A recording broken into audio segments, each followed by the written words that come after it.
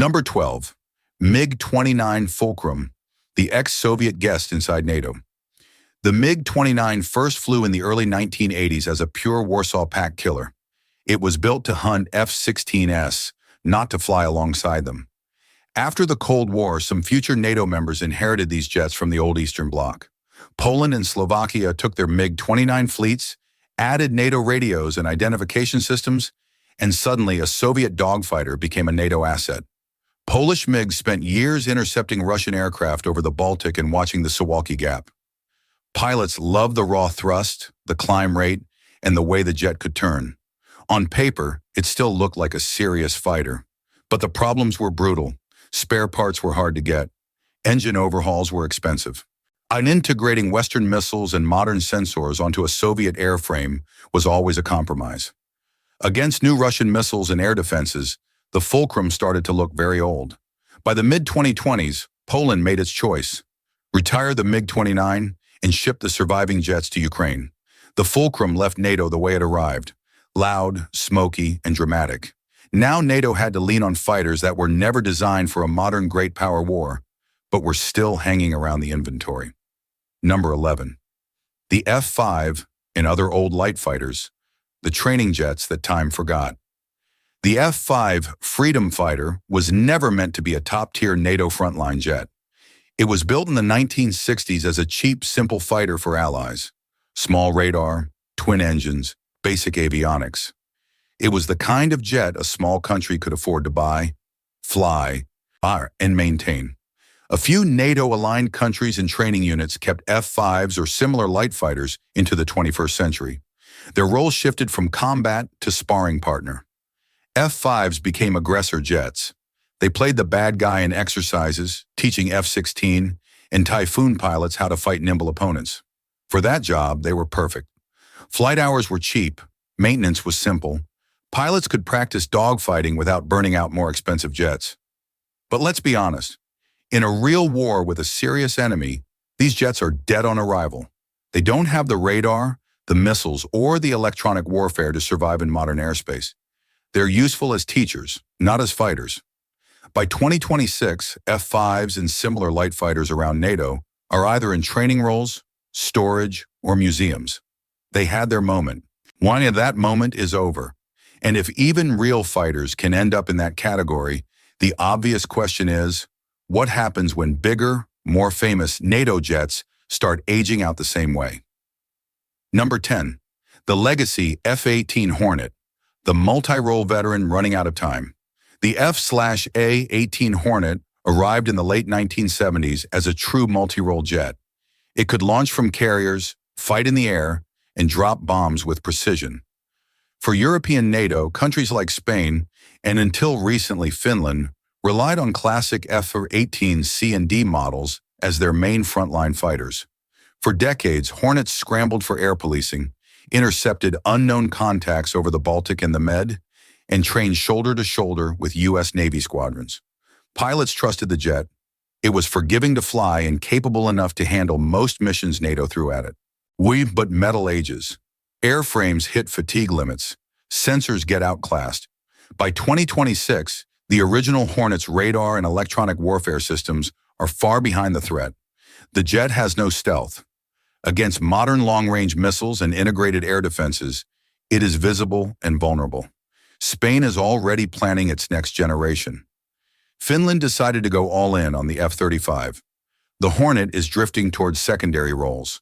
Training, low-threat policing, maybe light strike under friendly skies. Once, the F-18 symbolized flexibility inside NATO.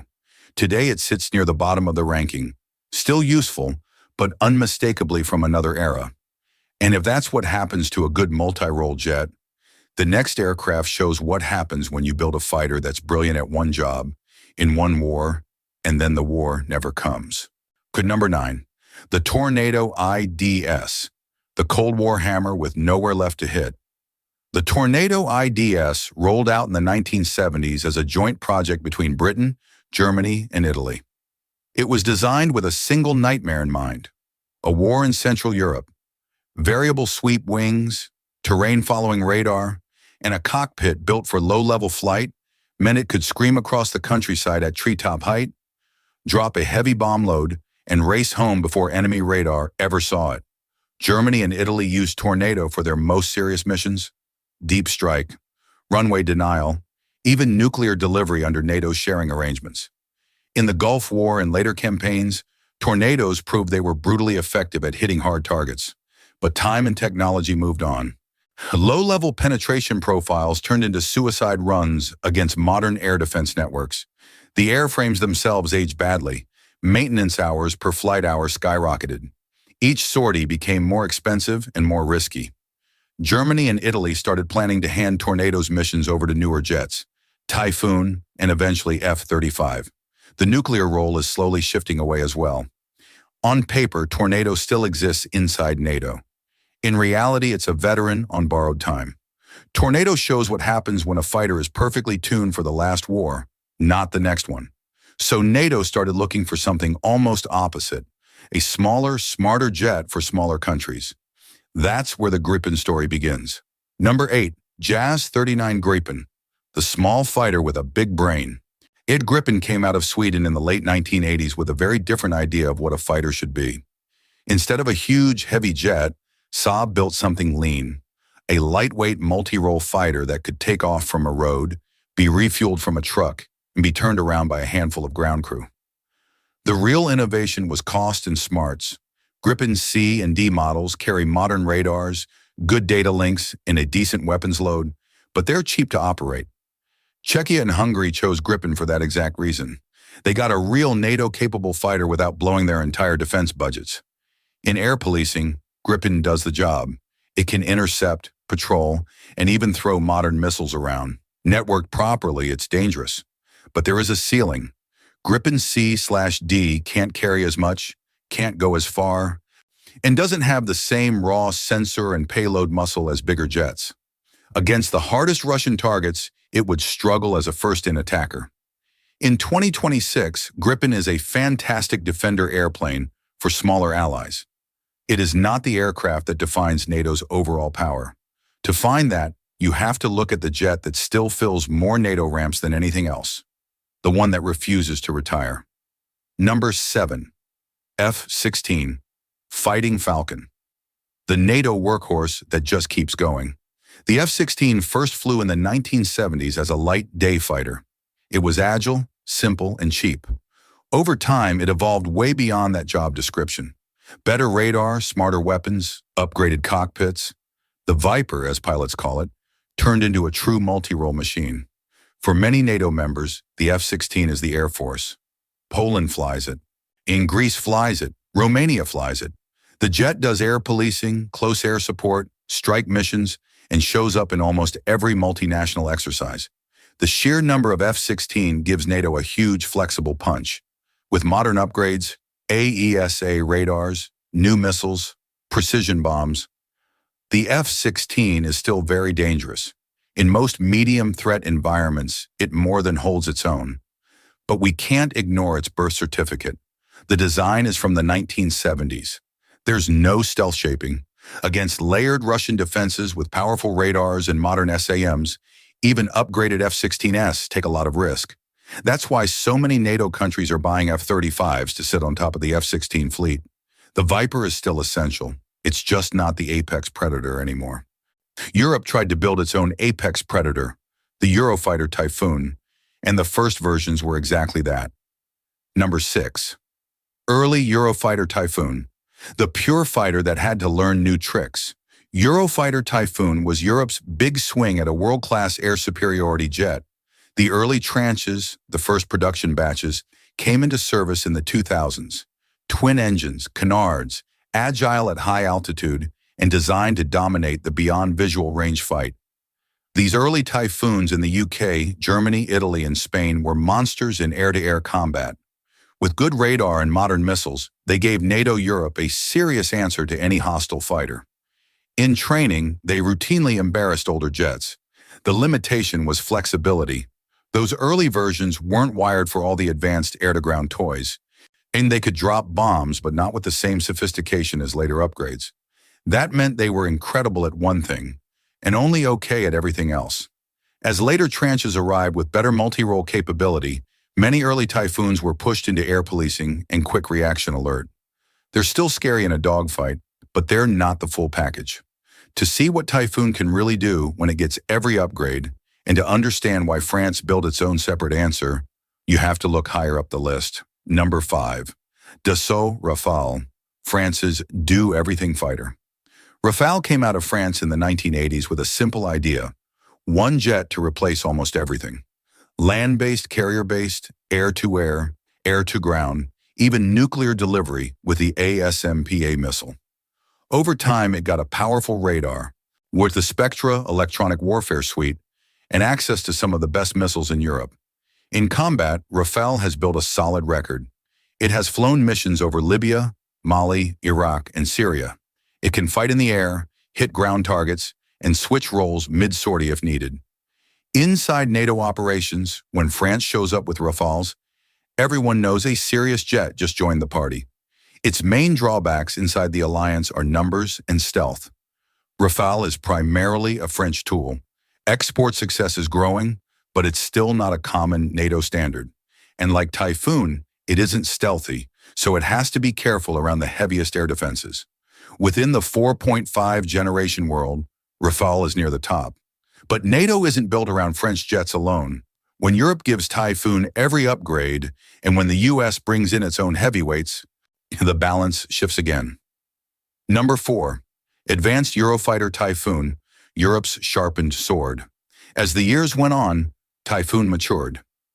Later tranches and upgrades gave it a modern AESA radar, long-range Meteor missiles, better precision strike options, and improved electronic warfare. The jet evolved from a specialist fighter into a true swing-role platform. In this form, Typhoon is one of NATO's main air dominance tools. The UK uses it for quick reaction alerts and expeditionary missions. Germany, Italy, and Spain rely on upgraded Typhoons for both air defense and strike. Now it can escort, clear the skies, and drop precision weapons on ground targets in a single mission. The main limitation hasn't changed: visibility. It's a big, non-stealthy jet. Against the toughest enemy defenses, it needs tactics, support aircraft, and standoff weapons to stay alive. It also isn't cheap to fly or maintain. Even so, among non-stealth fighters, a fully upgraded Typhoon sits right at the top. Only the US heavy jets and true stealth platforms live above it. One of those heavy jets doesn't even pretend to be quiet, but it brings so much power that the battlefield bends around it. Number 3. F-15 Eagle and Strike Eagle, the heavyweight that still hits like a truck. The F-15 was born in the 1970s out of one promise: not a pound for air-to-ground. The original Eagle was a pure air superiority fighter with huge engines and a massive radar. Later, the Strike Eagle variants added deep strike capability with a huge weapons load. Inside NATO, only the United States flies F-15S, but when they deploy to Europe, they change the equation. The F-15C and D models are still deadly interceptors. F-15E and newer EX variants can carry more bombs and missiles than almost any other fighter, and carry them farther. The weakness is obvious. The F-15 is big and bright on radar. It has no stealth shaping. In the most dangerous airspace, it has to rely on firing from long range, staying under friendly electronic cover, and avoiding the densest SAM zones. Even with those limits, as a non-stealth platform supported by US logistics and tactics, the F-15 remains one of NATO's most feared jets. But there is one fighter that almost every Russian planner worries about even more, and Europe doesn't own a single one. Number 2. F-22 Raptor, the ghost that appears when things get serious. The F-22 Raptor entered service in the late 1990s as the first operational fifth-generation fighter. It combines stealth, supercruise, extreme maneuverability, and advanced sensors into a pure air-to-air killer. Officially, it's not a NATO jet, it's a US Air Force jet. But when Raptors deploy to Europe, they fly under the NATO umbrella. In a sky full of fourth-generation fighters, the F-22 is a shark among tuna. It can detect opponents before they see it, fire first, and disappear. In any hypothetical NATO-Russia conflict where the US sends Raptors, their job would be clear: open the airspace, kill enemy fighters, and protect everyone else. So why isn't it number one? Simple. Europe doesn't own it. Production ended years ago. The fleet is limited, and the U.S. uses it sparingly for the highest priority missions. Raptors are a scalpel, not the alliance's daily hammer. NATO's true backbone is a different jet. It isn't quite as pure in the dogfight, but it does something more important. It ties almost the entire alliance together into one shared picture. Number 1. F-35 Lightning II, the fighter that turns NATO into a network. The F-35 started flying in the 2000s as a controversial, expensive project. But underneath the budget drama, it brought something new. A stealthy airframe packed with sensors, computers, and data links that don't just fly a mission, they coordinate it. Stealth allows the F-35 to slip into defended airspace. Its radar, infrared sensors, and electronic ears soak up information. Then the jet shares that information with other F-35s, older fighters, ground units, and ships. One F-35 doesn't just see a picture, it helps build the picture for everyone. By 2026, the list of NATO members flying or buying F-35s is long. The United States, the United Kingdom, Italy, the Netherlands, Norway, Denmark, Belgium, Poland, Finland, Germany, and Greece. When those jets train together, they start to act less like separate air forces and more like one giant, networked swarm. The downsides are real. The program is expensive. Maintenance is demanding. Software updates are complex. Some allies worry about relying so heavily on one U.S.-controlled ecosystem, but no other fighter in NATO combines stealth, sensors, and scale the way the F-35 does. It doesn't just join the fight, it reshapes how the fight is fought. That's why in 2026, when you line up every NATO fighter plane from worst to best, the question isn't, is the F-35 number one? The real question is how long it will take before everything else is judged by one standard. Does it make the F-35's job easier or harder?